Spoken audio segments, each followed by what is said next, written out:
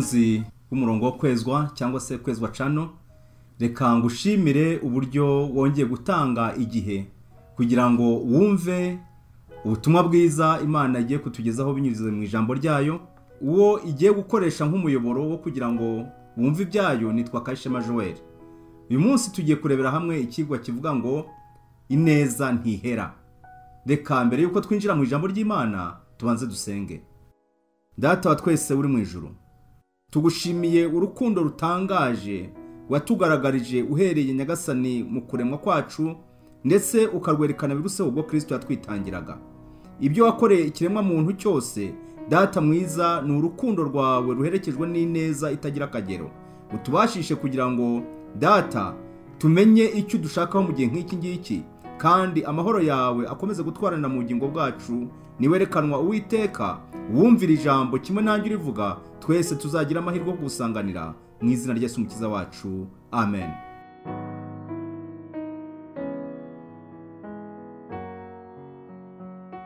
Ineza ntihera. Ijambo ry'Imana ritwereka ibikorwa bitandukanye n'ibihe bitandukanye, hagiye hagaragazwa ibikorwa byiza cyangwa se ibikorwa by'urukundo, ibikorwa by'ineza, ibikorwa by'impuhwe. N'uyu munsi wa none ku buryo biba bikivuga nubwo bene byo baba batakiriho.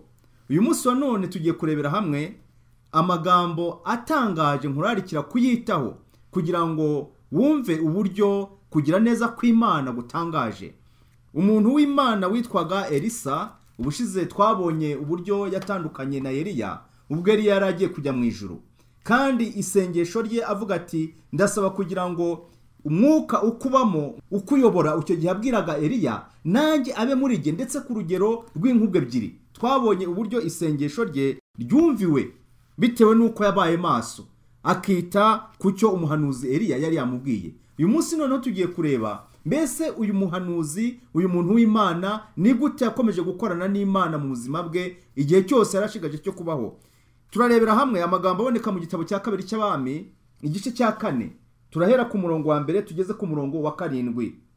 Elisa akiza umupfakazi umwenda yari arimo. Bukeye umugore umwe wo mu bagore b'abahanuzi asanga Elisa, aramutakambira ati, umugaragu wawe ari we mugabo wanjye yarapfuye, kandi uzi ko umugaragu wawe yubahaga Uwiteka. None umwishyuza araje, arashaka kujyana abana banjye bombi ngo bagire imbata ze. Uyu mupfakazi yari afite ikibazo kimuremereye ku mutima we. Yagize ikibazo, ariko mu by'ukuri iki kibazo bigaragara ko atari we wakikururiye, ahubwo cyabaye ikibazo kireba umuryango wose, ariko giturutse ku mugabo we. Uyu mugabo we yarinde, uyu mugabo we wateje ingorane bigatuma uyu mubyeyi aza gutakambira Elisa ninde. Iyo turebye mu gitabo cya mbere cy'Abami igice cya 18 tubona uyu mugabo uwo ari we. Uyu mugabo ni umugabo wakoraga mu rugo rwo kwa Ahabu, wari umwami w'Abisirayeli. Akaba uyu Ahabu yari afite umugore witwaga Yezebeli. Uyu Yezebeli yigeze gucura umugambi mubisha kandi ukomeye wo kwicisha abantu bose bavuga izina ry'Imana mu ijuru, abahanuzi b'Imana, abigisha iby'Imana, abantu batuma abantu bamenya kuyoboka Imana mu gihe cy'ubuyobozi bwabo. Maze icyo gihe umugabo ubwo yari umwami Ahabu, umugore agambirira uwo mugambi, arawucura kandi awugeraho. Maze abahanuzi bose bakorera Imana muri Isiraheli akora ku buryo abicisha. Muri icyo gihe cyo kwicisha abahanuzi mu rugo kwa Ahabu hari umuntu ushinzwe iby'ibwami. Uwo wari ushinzwe iby'ibwami yari umwubahamana, yari umuntu usenga, yari umuntu uzi uwakorera, azi uwo yizeye. Uwo nguwo ni umugabo witwaga Obadiya. Obadiya yakoze igikorwa cy'ubutwari. Obadiya yakoze igikorwa cy'ubutwari, igikorwa uyu munsi wa none dukwiye kwigira kuri we. Obadiya yiyemeza gutunga abantu kandi barenze umuntu umwe. Mbese Bibiliya yabivuga umubare, reka turebe igice cya 18 cy'igitabo cya mbere cy'Abami umurongo wa 3. Ubwo Ahabu ahamagara Obadiya umunyarugo we. Urumva ko yari umunyarugo we, yari umubitsi we, yari umuntu ushinzwe ibyo mu rugo, umunyakigega. Obadiya yubahaga Uwiteka cyane. Bibiliya ivuze ko yubahaga Uwiteka, noneho igereka ngo cyane. Ndetse ubwo Yezebeli yicaga abahanuzi b'Uwiteka, Obadiya yajyanye bamwe muri bo 100, abahisha 50 mu buvumo bubiri, akajya bagaburiramo imitsima n'amazi yo kunywa. Obadiya yabonye ko habayeho itegeko ryo kwica abantu b'Imana. bavugira Imana, nk'umwubaha Imana, nk'umuntu wayobotse Imana wayizeye, aravuga ati jyewe ntabwo nakwihanganira ko abantu b'Imana bashira mu gihugu. Arangije noneho yiyemeza gufata abantu, abahanuzi, abavugira Imana 100. Aravuga ati ntabwo nabashyira ahantu hamwe, ahubwo reka ngerageze kureba uburyo mbagabanyamo kabiri. Afata 50 abajyana mu buvumo bumwe, abandi 50 abajyana mu wundi buvumo. Noneho nubwo hari mu bihe bigoye, ibyo kurya ari bikeya ndetse binavugoye kugira ngo ube watunga abantu bangana batyo, uri umuntu umwe, tekereza no kuba watunga umuntu umwe kandi byafashe igihe kirekire biragoye. Ariko baravuga ati abantu 100 nzabagaburira. Ibyo kurya bimaze kumushirana n'ubushobozi yari afite bumaze kumushirana, yiyemeza kujya gushaka umuntu w'umucuruzi. Yarazi yuko afite ibintu bihagije kandi baziranye. Aravuga ati reka njye kumusaba ampa ibyo kurya nzajya ngaburira aba bantu b'Imana. Umucuruzi bagirana amasezerano, bamaze kuyagirana akajya amuha ibyo kurya yandika, amuha ibyo kurya yandika. Noneho bigeze igihe abo bantu bose yabagaburiye, noneho muri uko kubagaburira nyuma yaho abo bantu baza kubaho. Ariko noneho mu kubaho kwabo icyaje kuba kibabaje nuko Obadiya yaje gupfa atishyuye rya dene rya wa mukire. Noneho ataryishyuye, umucuruzi nawe kugira ngo ahare ibye biramunanira. Noneho akomeza kubaho arwana urwo rugamba mu mutima, akavuga ati amafaranga yanjye ko ari menshi. Noneho afata icyemezo cyo kugenda asanga umupfakazi cyangwa se umugore wa Obadiya, ajya kumubwira ati mpa amafaranga yanjye. Uyu mubyeyi nta bushobozi yari afite, uyu mubyeyi nta kintu yari afite namba, kandi Obadiya kwizera yari afite, Imana yari yaramenye, yabikeshaga Eliya wari ufite umugaragu witwaga Elisa. Noneho arangije uyu mugore, kuko yarazi yuko Elisa azi ibibazo yagize, akaba azi n'amateka y'uwo muryango, aravuga ati ngomba kujya gushaka umuntu w'Imana Elisa nkamubwira ibyambayeho. Bari bazi yuko Eliya yagiye mu ijuru atagihari, ariko aravuga ati Eliya yasize umugaragu we. Uwo mugaragu we nawe ni umuhanuzi muri iki gihe, ngomba kumusanga nkamutekereza ikibazo ufite. Noneho uyu mugore rero nibwo yafashe urugendo ajya kubwira Elisa ikibazo afite. Reka turebe ku murongo wa 2 w'igice cya 4 mu gitabo cya 2 cy'Abami. Elisa aramubaza ati none se nkugire nte? Elisa ubwo umugore aramugeze imbere amubwiye ikibazo afite, avuga ati umugabo wanjye uramuzi, uzi ko yabagaho, yari umwubaha Imana, yari umuntu w'Imana, none umwishyuza arashaka kuntwarira abana kugira ngo yiyishyure rwose ideni umugabo wanjye yamusigayemo. None bizagenda bite? Elisa aramubwira ati none se nkugire nte? Nkugenze nte wa mubyeyi we? Erega hari igihe abantu bagira ikibazo, hakaba hari uburyo umuntu w'Imana yibaza icyo yagukora bikamuyobera. Maze Elisa aramubaza ati mbwira niba hari icyo ufite imuhira. Elisa aramubaza ati ariko se ubundi wawe ugira iki? N'icyo ufite? Umupfakazi wari ukuze afite n'abana b'abasore 2, urumva ko ni abasore n'abana bakuru. Aravuga ati nta kindi mfite uretse imperezo iri mu tuvuta. Utwo tuvuta bigaragara ko twari na dukeya. Reka dukomeze dusome twumve. Mbwira niba hari icyo ufite imuhira. Nawe ati umuja wawe ntacyo mfite imuhira keretse agaherezo ko tuvuta. Hano yakoresheje ijambo agaherezo, nuvuga ngo bigaragara ko yari imperezo ntoya, agaherezo ko tuvuta. Uribuka yuko Imana yigeze kubaza Mose ngo ufite iki? Ufite iki ngo mpereho? Mose ati icyo mfite nta kindi ni inkoni. Imana iti iyo nkoni niyo izakora ibikomeye. Mbese waruzi yuko nawe uyu munsi Imana ikubaza icyo ufite, ariko se ubundi ufite iki? Imana ikeneye yuko ugaragaza icyo ufite. Niba ari umutima umenetse, niba ari uguca bugufi, niba ari ukuha ijambo ry'Imana agaciro, Imana ikeneye kubona icyo ufite. Umuhanuzi w'Imana Elisa arabaza ati mbese n'icyo ufite? Ugaragaza ubushake bw'uko ukeneye Imana, ukeneye gutabarwa. Aravuga ati nta kindi rwose, dore nje ukondi nuko icyo ufite ni agaherezo kari mu tuvuta duke, nanjye ubwanjye ndabona ko ari duke. Umurongo wa 3 aramubwira ati genda utire ibintu biri mu busa mu baturanyi baye bose, ariko ntutire biki.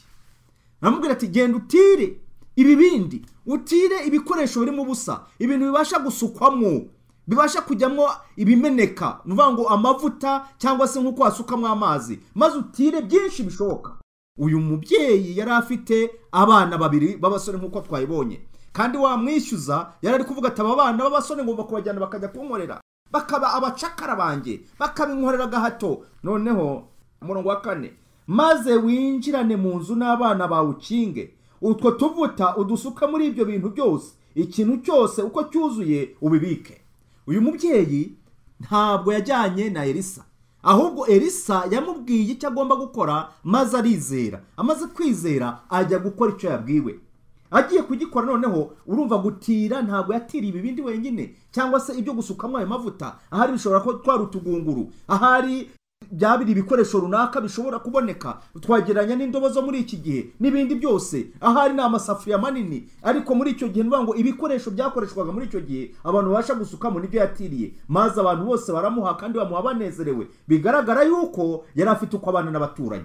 Kugira ngo ujye gutira mu rugo ni uko urwo rugo urugendamo, ni uko urwo rugo uvugana n'abaho, urwo rugo ufite uko ushyikirana nabo, ufite uko usabana nabo. Ariko se abantu niba utabasha kusuhuza n'uwo muryango ukaba ubasha kubacaho utavuga, ni gute wajya kurutiramo? Ujya gutira ahantu bitewe n'uko ubana n'abantu. Yari afite ubukene, afite ubushobozi buke, ariko abana neza n'abaturanyi be. Noneho abaturanyi nabo ubwabo bumva yuko igihe aje kubatira badashobora kumwima bitewe n'uko asanzwe abana nabo. Ni gute uturanye nabo musabana? Mbese ni gute bashobora kumva icyifuzo cyawe bakacyakira n'ishimwe? Maze uyu mubyeyi bamuha ibyo kujyana mu rugo iwe.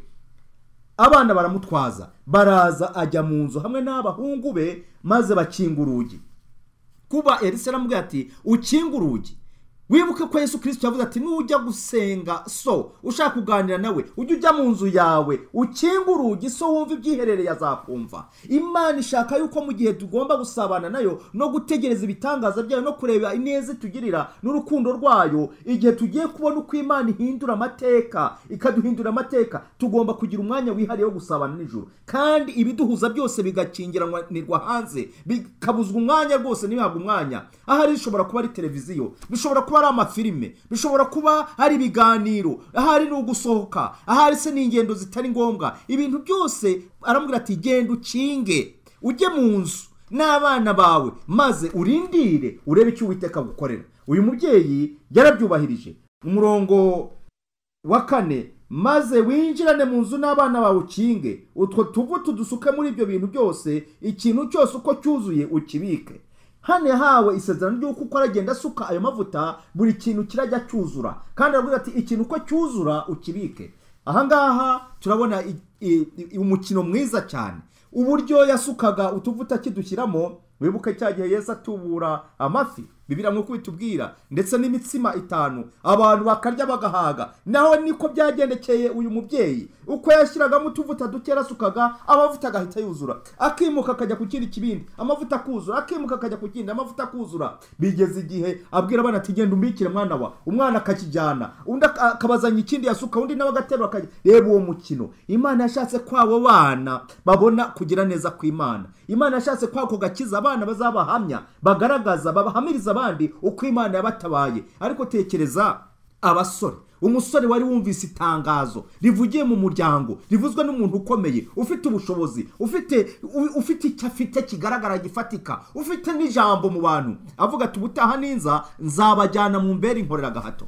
Kandi badafite ubwinyagamburo bundi, badafite ikindi bakora, ariko gutega agakiza ku muntu w'Imana, gutega agakiza ku Mana. Burya abantu b'Imana bahagarara Imana, gutega ko Imana yagira igisubizo ibahanyuze mu bantu bayo, maze bumva yuko gutabarwa gushobora kubageraho, kandi byarabaye. Noneho umurongo wa 5 nuko amusigaho, yinjirana n'abana be mu nzu arakinga, bamuzanira ibyo bintu asukamo. Umurongo wa 6 nuko ibyo bintu bimaze kuzura abwira umuhungu we ati ongera uzanire ikindi kintu. Nawe aramusubiza ati nta kindi gisigaye. Ahangaha ibyo bari batiriye byose babisutsemo biruzura. Arangije abwira abana ati nimuzanire ibindi, abana bati nta kindi gisigaye, nta n'ikindi. Mwarebye mu mfuruka zose z'inzu nta gisigaye, ati nta gisigaye. Bamaze kumuha iki gisubizo ngo uwo mwanya amavuta arorera kuza. Nuvuga ngo umurimo wagombaga gukorwa wari umaze kugera ku iherezo, kandi bigaragara ko uyu mubyeyi yari amaze kubona igisubizo cyo gutakamba kwe. Icyakurikiyeho ni iki? Yasanze wa muntu w'Imana. Mbese Imana imaze kugukorera igitangaza ugaruka kwishimira, cyangwa urituramira ukaguma aho ngaho? Iyi Imana igize ikibazo ikemura ubigenza gute? Hari abantu benshi usanga batakambira Imana, bari mu ngorane, bari mu bibazo, bavuga ati Mana ibi byago nibishira, izi ngorane nizihagarara, nzakora gutya, nzakwiyegurira, nzagushimira imbere y'iteraniro. Bagahiga imihigo myinshi cyane. Imana amara kugaragaza ubasha bwayo, imuvanye muri gereza, imuvanye mu ndwara zikomeye, mu icyorezo aragikize, ugasanga umuntu yibagiwe icyo Imana yamukoreye. Uyu mubyeyi ntabwo yigeze yibagirwa, nta nubwo iyo nkuru yabonye ko agomba agomba kuyigumana. Umurongo wa 7, hanyuma asanga uwo muntu w'Imana arabimubwira, nawe ati genda ugurisha ayo mavuta wishyura umwenda wawe, asigara agutungane n'abana bawe. Amen. Imana ni nziza cyane. Arangije aramubwira ati genda nawe umucuruzi. Ubu ugiye kuba umucuruzi ucuruza amavuta. Umurimo uyu mubyeyi ati yari yarigeze yitega mbere hose, ibintu yumvaga muri bo bidashoboka. Aravuga ati ubu ugiye guhinduka ucuruza amavuta, nawe ugiye kuba umucuruzi, ahubwo n'aba bacuruzi bazajya baza kurangura iwawe. Genda ugurisha ayo mavuta, kandi ayo mavuta nunayagurisha ntabwo ari bushire, ahubwo urabona amafaranga ahagije rwose. Ugende wishyure wa mugabo, mwishyure ideni rye, noneho ibisigaye bizagutungana n'abana bawe. Mbega igisubizo cy'Imana! Iyo Imana yakugendereye, jya utuza ushima Imana kandi wirinde kuyigaya, wirinde kuyitera umugongo. Imana iyo ishubije ntabwo isubiza igice. Imana iyo igiye gukemura ibibazo ntibikemura igice. Niyo mpamvu inshuro nyinshi Yesu yabwiraga n'umuntu ati genda ibyaha byawe urabibabariwe, agakiza umuntu ubumuga kandi agakira n'ibyaha bye. Imana iyo ikiza ntikiza igice. Muntu w'Imana, jya wizera Imana. Uyu mubyeyi yari aremerewe, yari afite umutima wenda guturika, havuga ati nzabigenza nte, ariko kubera ko umugabo we yitangiye Imana. Bantu muvugira Imana, bantu mukorera Imana, bantu mugira neza mutarindiriye inyishu y'uwo mwanya ngo ngewe ngo nimpanguhe. Jya ugira impuhwe, jya ugira imbabazi, jya ufasha abakene, fasha abashonje, gerageza gutabara bari mu kaga, kubera yuko Uwiteka kureba igikorwa cyose kandi akagiha agaciro nk'uko bikwiriye. Imana ntabwo izatuma iyo neza yawe ugenda ubusa. Nubwo waba utakiriho, ineza yawe uzasigara ivuga, kandi Imana izibuka ibyiza wakoze. Maze abwirwa amagambo akomeye amukomeza avuga ati uzasigara uriho kandi ukemura ibibazo rwose, ndetse ubeho neza n'abana bawe. Imana ishimwe cyane. Ntabwo Imana ijya yirengagiza ibyiza dukora. Imirimo myiza y'abera ntabwo ijya yirengagizwa na rimwe. Obadiya nubwo yari atakiriho, ariko Imana yabonaga ko uwo muryango ugomba gutabarwa, kubera yuko nta muntu wigeze akorera Imana, nta muntu wigeze abana n'Imana ubasha gukorwa n'isoni, cyangwa se ngo urubyaro rwe rusabirize izina ry'Imana rihimbazwe. Reka turebe mu byahishuwe uburyo Imana igaragaza ko abafite ibibazo, abafite ingorane, Imana igiye kuza ibatabare. Ushobora kuba uri umupfakazi unyumva, ahari uri umwana w'imfubyi, ukaba ufite ibibazo bikuremereye wasigiwe n'ababyeyi. Ahari se uri umugabo ufite ibibazo uhanganye nabyo, ahari ni amadeni, ni ibindi bibazo runaka, ni ingorane, ni ubumuga se wasigiwe n'umufasha wawe. Ariko humura, Yesu araje kandi agiye gutanga igisubizo. Ibyahishuwe igice cya 21 umurongo wa 4, izahanagura amarira yose ku maso yabo, kandi urupfu ntiruzabaho ukundi, kandi umuborogo cyangwa gutaka cyangwa kuribwa ntibizabaho ukundi, kuko ibya mbere bishize. Yesu araje kugira ngo avaneho ubupfubyi, araje kugira ngo ashyire iherezo ku ndwara z'ibyorezo, araje kugira ngo ashyire iherezo ku binaniza abantu, araje kugira ngo ashyire iherezo